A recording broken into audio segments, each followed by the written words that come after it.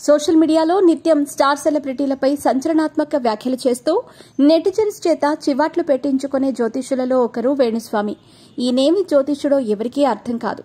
ఇతను అందరి బ్రాహ్మణులు ఆచరించే పద్ధతులను అనుసరించాడు. మందు తాగుతాడు, మాంసం తింటాడు.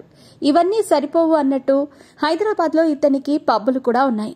ఏదో సమంత నాగచైతన్య వ్యవహారంలో ఇతను చెప్పిన మాటలు నిజమయ్యాయనే విషయాన్ని పట్టుకుని సెలబ్రిటీల వ్యక్తిగత జీవితాలపై ఇష్టం వచ్చినట్టు మాట్లాడుతూ ఉంటాడు. ఎవరైనా కొత్తగా పెళ్లి చేసుకున్న సెలబ్రిటీ జంట కనిపిస్తే చాలు వీళ్ళిద్దరూ విడిపోతారని అశుభం పలుకుతాడు. నాగచైతన్య శోభిత నిశ్చితార్థం చేసుకున్న రోజు వీళ్ళిద్దరూ 2028వ సంవత్సరంలో విడిపోతారంటూ కారుకూతలు కూశాడు.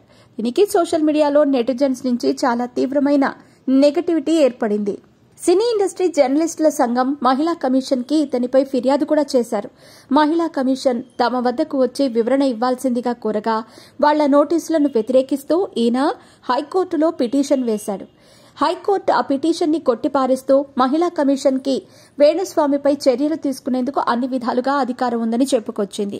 దీంతో మొన్ననే వేణుస్వామి మహిళా కమిషన్ వద్దకు వెళ్లి తాను నాగచైతన్య శోభితలపై చేసిన వ్యాఖ్యలను వెనక్కి తీసుకుంటున్నానంటూ చెప్పుకొచ్చాడు.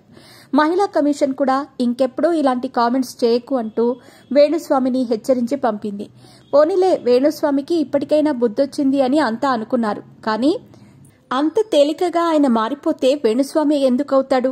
మరుసటి రోజే మళ్లీ అల్లు అర్జున్, సుకుమార్లపై సంచలన వ్యాఖ్యలు చేశాడు. ఆయన మాట్లాడుతూ అల్లు అర్జున్ కన్యా రాశికి చెందినవాడు, అదేవిధంగా సుకుమార్తె కుంభరాశి. వాళ్ల జాతకాలు షష్టాష్టకం కాంబినేషన్ లో ఉండగా శని స్థానాన్ని బట్టి సంఘటనలు జరుగుతూ ఉంటాయి. దీనివల్ల గత సంవత్సరం నుండి ఆయనపై శత్రువుల నుండి విపరీతమైన దాడులు జరుగుతున్నాయి. వీటి వల్ల ఆయన జైలుకు వెళ్లే దుస్థితి కూడా వచ్చింది. ఈ సంఘటన ఆయన్ని మానసికంగా బాగా దెబ్బతీసింది. మార్చి 30 వరకు వీళ్ళిద్దరి జాతకాలు ఇలాగే ఉంటాయి. ఆ తర్వాత నుండి మాత్రం వీళ్లు మరింత ఎత్తుకు ఎదుగుతారు అంటూ చెప్పుకొచ్చాడు. అల్లు అర్జున్ చుట్టూ ప్రస్తుతం జరుగుతున్న వ్యవహారాలను చూసి చిన్నపిల్లవాడు కూడా ఇలాంటి జాతకాలు చెప్పగలరు. ఎన్ని తిట్లు తిన్నా కూడా వేణుస్వామి తన అటెన్షన్ సీకింగ్ బుద్ధులను మాత్రం మానుకోవటం లేదని అంటున్నారు నెటిజన్స్.